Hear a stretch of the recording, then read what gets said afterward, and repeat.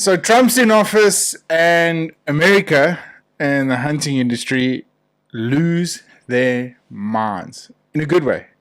And I sincerely mean this. It's been an overwhelming amount of support that has come from the United States as far as hunters are concerned. And this can only mean a very, very good season for the hunting industry.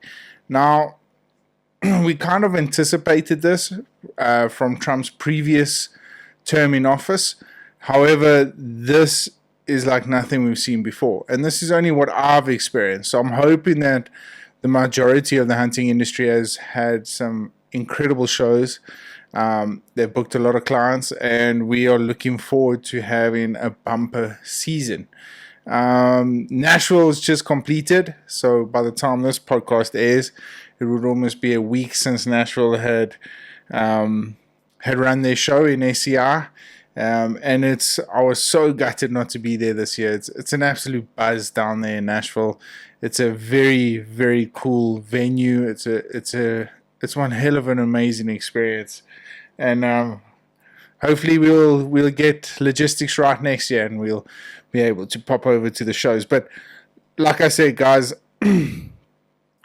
I think it's the Trump effect. It's come into effect already, and he's only been in office for a couple of days now. So, well, we are ready for an exceptional season going forward. I saw Donald Trump Jr. was at ACR, which is always great to see. He's been an avid hunter, and he supports the industry as I'm pretty sure most of the people that voted for Trump.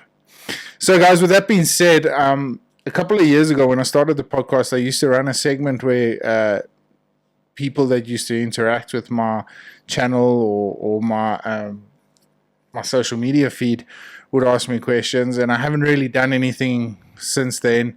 I get a lot of questions on a daily basis, and I love answering them. I love interacting with people. I hope I give enough advice for them to make correct decisions and calculated decisions at the end of the day.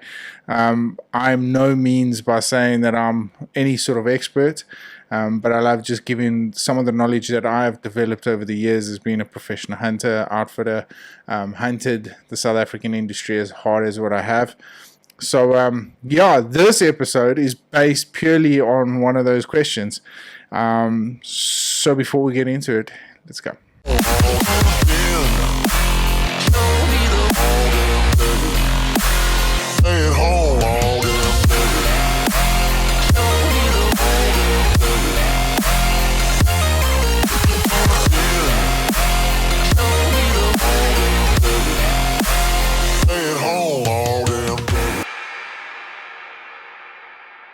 So, guys, like mentioned before the intro, this gentleman he goes by the name of Dave.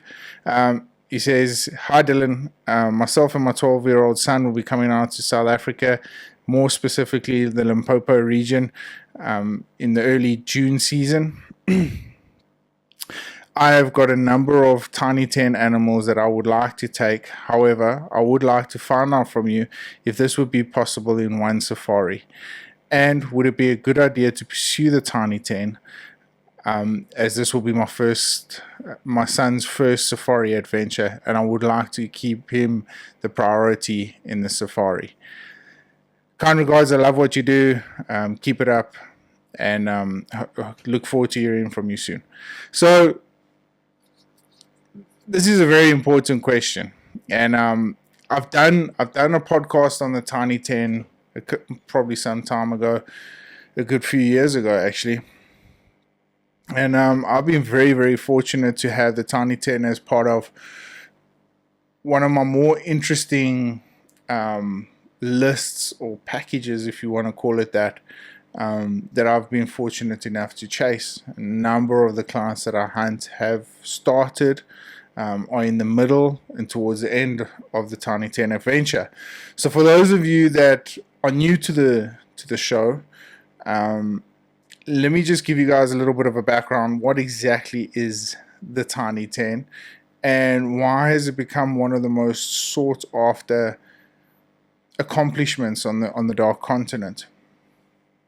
So first off, The tiny ten is more of your, I want to say, uncommon species for the majority of the list. However, so if we just look down the list very briefly, we've got the blue darker, red darker, common darker, which is commonly found across most of South Africa. Cape Graceback, Sharps Graceback, Steenback, Klipspringer, Oribi, Sunni, and the Damara Dik Dik. So if we had to discuss each animal specifically, the blue darker is probably one of the smallest antelope on the list. It only gets to about 30 centimeters at shoulder height. Prefers like thick forestry vegetation. So yeah, in the Eastern Cape and up towards KwaZulu-Natal, we find them on the coastal areas, and we hunt them hard. We normally hunt them over bait. So what I mean by bait, it can be a various number of things. Fruit. I've seen fruit being put out on the middens that they create, or over watering holes. Or another and it's become more and more popular how we hunt them is with dogs. Funny enough, the pack or the gentleman we use down in the Port Alfred region, he runs a couple of beagles. There's a whole mixture of animals that he runs, or dogs that he runs there, and it's an absolutely amazing experience. Again, these techniques of hunting these animals might not be everyone's kettle of fish, or might not be what you are really the experience that you might want to be after. However, there are different various ways of hunting these sort of species. Red darker are commonly found towards the Natal, Mozambique area. I also know of a couple of guys actually offering them on packages in Tanzania. Yeah, they're a little bit bigger than the blue darker antelope. And how we've hunted them in the past is just basically walk and stalk. More in this scenario, like walk and bump, because you're hunting in such thick vegetation. More often than not, you'll actually just walk into them and bump them along the roads and stuff. It's crucial to try and understand that both female and male have horns, and it's very important to make sure that you pick out a ram and an ethical one with that matter. The red darker are a little bit easier to judge than the blue darker, because the red darker often have much thicker bases and they get quite bashed up. A couple of the red darker we've shot, how I actually managed to suss them out, besides they've got a big set of nuts on them, but besides that, just having a look at the base of the horns, I often rub them up against the lower parts of a tree, so they'll normally have like tree bark and stuff stuck in the bases, and that's how on majority of them, that's how I've picked it up, and we've managed to take good rams out of that. Then your common darker species, some hunting packages, I've seen them name it as a grey darker. Find pretty much across all of the southern African region, so from South Africa, Namibia, Zimbabwe, Mozambique, and then all the way down Swaziland, Lesotho. There's the common darker is pretty much everywhere. Cape Graceback, predominantly found. They're nocturnal species, predominantly found in the Eastern Cape and the Western Cape regions. Funny enough, actually, yeah, in South Africa, well, yeah, in the Eastern Cape, not too far from Queenstown, where I'm based, there have been sightings of the Cape Graceback moving their way more towards the East Coast side, which is very unusual, but very encouraging, because normally nocturnal hunting them at night with dogs has become a common problem, especially in the Eastern Cape region. But hopefully we can build those numbers up. It's a beautiful animal, and it's fascinating to hunt them at night, because it's not as easy as what one would think about walking in the fields with flashlights and stuff. You still got to make ethical calls, and you still got to be able to understand the responsibility you have when you have one in sight, because you can easily make a bad mistake on a female. And you've got the Sharp's Gracebuck. That's predominantly found in the woodlands area, Zimbabwe, Mozambique, and Zambia. I have been to a number of camps or lodges that have got them in Limpopo region, in the bushveld area. I have seen them there. Whether they were bought into those properties, I'm not 100% sure, but that's more commonly found. The Sharp's Gracebuck is more commonly found in Mozambique, Zimbabwe, and Zambia, those areas. Steenbok, one of my favorite animals of all time. Those are as common as what the grey duck is. You pretty much find them all over the show. Beautiful little animals, and yeah, they've got a much short, stubbier face. They've got a white ass, which is always fun to see when they run away. But a beautiful, beautiful animal. Definitely, one of these. A lot of these animals, if you're coming out on your first safari, to take them opportunistic is very, very important. So understand that if they're not part of your package, if you do see one and your professional hunter says, look, that's a really nice ram, be open to the possibility of being able to shoot that animal, because you might, the scarcity of them and the elusiveness of them, you might only get one opportunity at it. Steenbok are generally territorial, so if you see a ram in that area, you'll be able to get back there and understand that you'll be able to hunt him again. Klipspringer, one of the hunts that has just recently been confirmed for me. This year, I'll be chasing my first ever klipspringer. I've hunted many with clients, and it's an absolute jewel of a hunt. You hunt them up in the... I normally like to hunt them in the Willow Moor region, Uniondale, and then you come down a little bit further.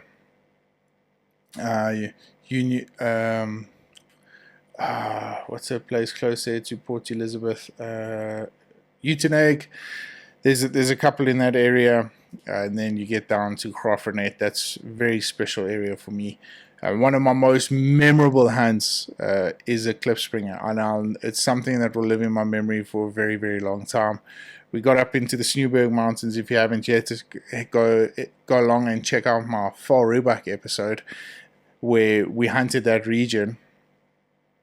And we get there, and my client Jared, this was an absolute epic adventure. So we left the lodge at about 4 o'clock that morning. We get up into Graaff-Reinet, and the idea was we were going to hunt Val Rooibak, klipspringer, and then Sharp's Gracebuck. Cape Gracebuck, and then head back to camp. So this was a full-blown, full-day hunt. So we get up into the Sneeuwberg Mountains. We get up top, and we arrived there just at the crack of dawn, and we started setting up. But we were a little bit deterred from what our actual goal was. We were meant to head in and hunt klipspringer early, and then move on into the Val Rooibak. But the herd of Val Rooibak came darting past us as we got to the top of the ridgeline. So we grabbed our stuff, unpacked, we headed up, and we started chasing these fallies. And eventually we got them down into a bowl where they couldn't really come up away from us. They had to turn and come back the same way they went in. So we had pretty much of a 250 to 300 yard shot as they filtered down into this bowl. They didn't really know we were there or followed them into the bowl. So we made our way down, and Jared shot a beautiful Val Rooibak. And then after that, obviously it took us some time to get it back up. We set it up for photos, take photos. So once all was said and done, we were looking at probably around about 10 o'clock in the morning. So once the photos were done, I left the tracker at the truck with the Val Rooibak, so they would clean it and prep it and put it in the salt. We headed out, and we got to a group of klipspringer. Now it was a beautiful, beautiful ram. Now the way this whole thing planned out was we were quite low down, and we were hunting on probably about a 35 to 40 degree angle, and they knew we were there. They were standing on the rocks, and they were looking straight at us, and I could see the female and I could see the ram, and They were solely worried about what we were doing. And because the klipspringer, the males have horns, I was quite confident that Jared had picked the male out by this stage. So they were about 400 yards away from us, but with the angle, I wasn't comfortable with the shot. So I said to him, I said, look, we need to get into that 250, 200 yard range shot for us to make an ethical shot on this. So we made our way up. We just walked slowly. We knew they were looking at us. The next ridge of rocks were off to our right, their left. We would have been able to, if they decided to dart across to that area, we would have been able to get into position to make another shot there anyway. So the scenario played out perfectly. And as we were stalking up, there was a very short period where we kind of disappeared, or they kind of disappeared out of our line of sight. Whether they could see us or not, I wouldn't have a clue. But anyway, so we get up into this rocky ridge line and we lose them. But as we come up, I'm like, geez, these things, they're nowhere to be found on the exact same rock that they were looking. So what I thought had happened is once they lost sight of us, they kind of just spooked and darted away.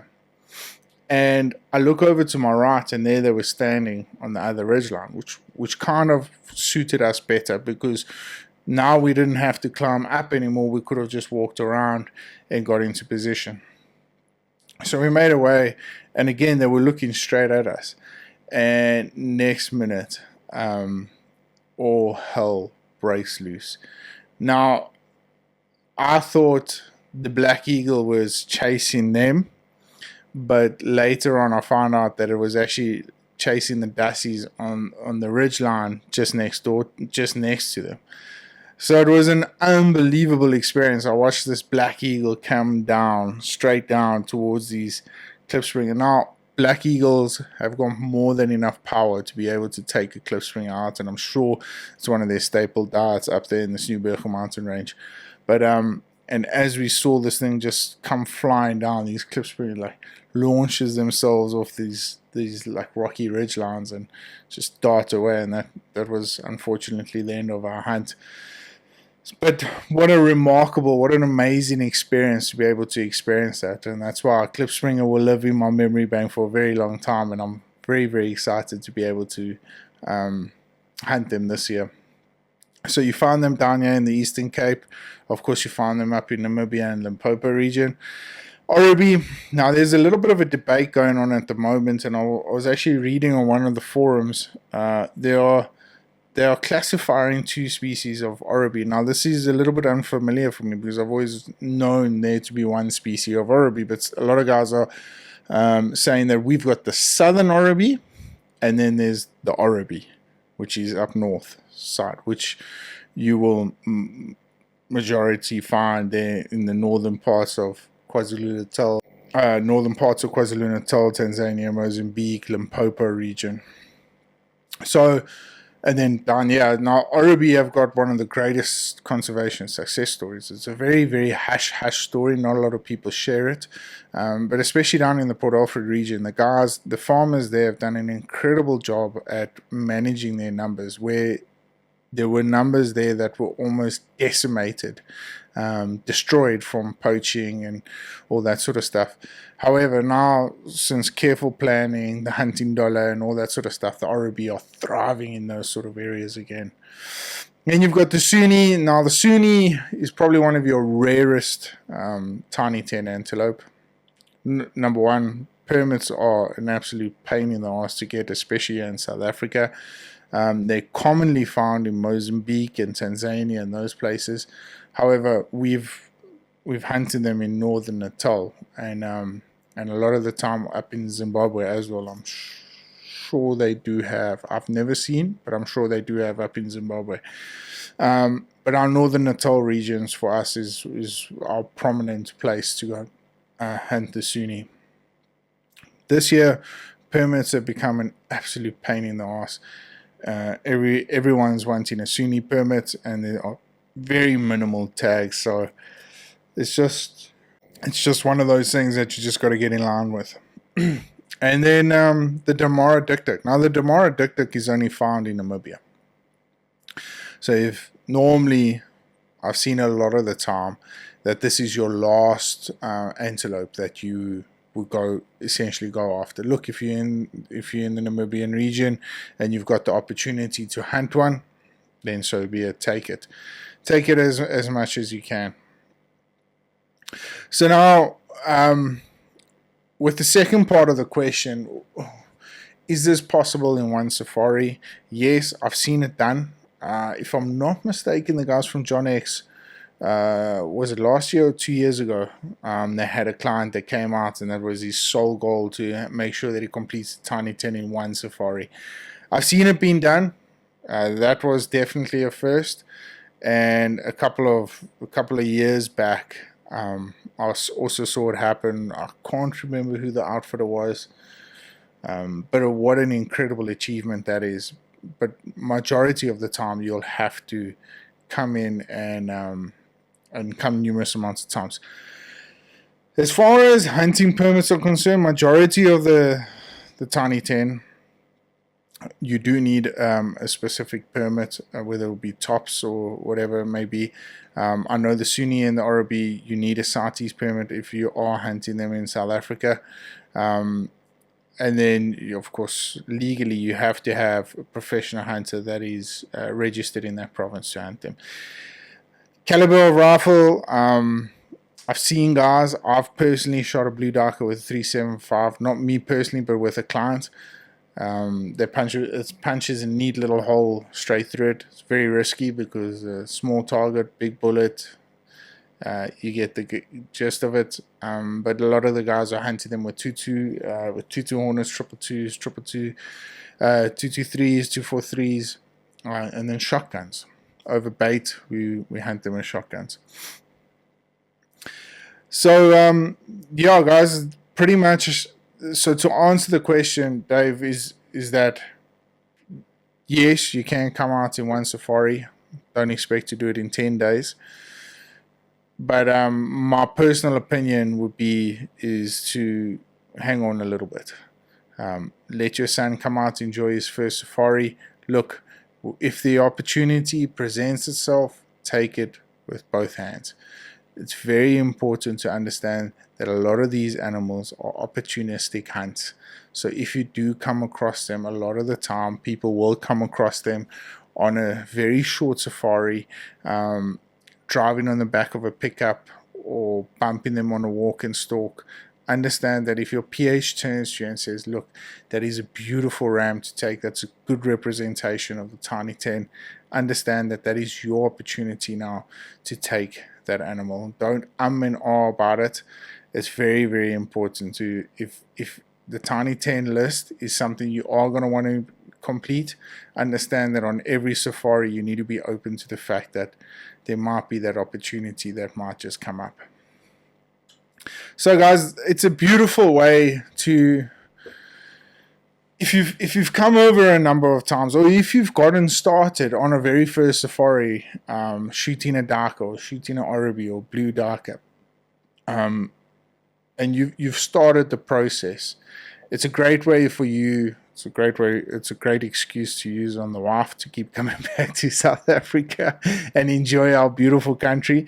But you also get to see a lot of different places, you know, like hunting the sharp's graceback. You've got to go to the northern parts of Southern Africa. You've got to go to Namibia for the Damara dik-dik.